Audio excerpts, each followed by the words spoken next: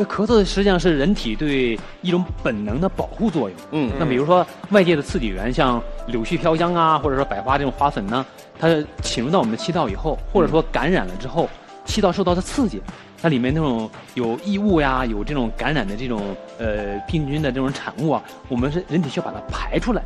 那么怎么排出来呢？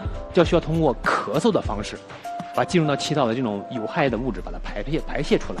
所以说呢，咳嗽本身是一种保护作用。简单的说呢，我们身体里的痰呢，是为了让我们更好的把体内的异物呀或者有害的物质排出来。这个痰呢，就像一种包裹的一种载体一样。比如说，这个红色的小颗粒，就像我们气管里的痰，而这根透明的管子呢，就像我们的气管。那么我们身体里的这个痰是怎么被排出来的呢？因为我们气道的这个表面上啊，有一层气道上皮，上面长满了气道的纤毛，这种纤毛又会快速的摆动。摆动呢，简单的说呢，像我们这个刷子把这个痰给顶出来一样。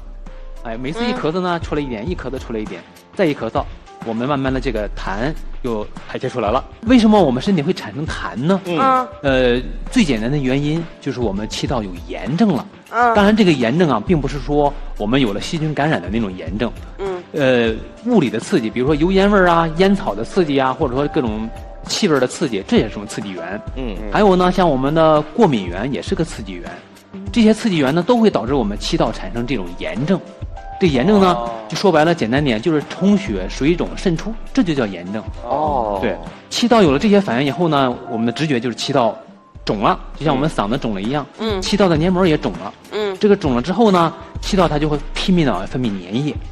目的呢是把这个进入到气道的这些个有害物质呢，给它包裹起来，然后通过我们咳嗽的方式排泄出来。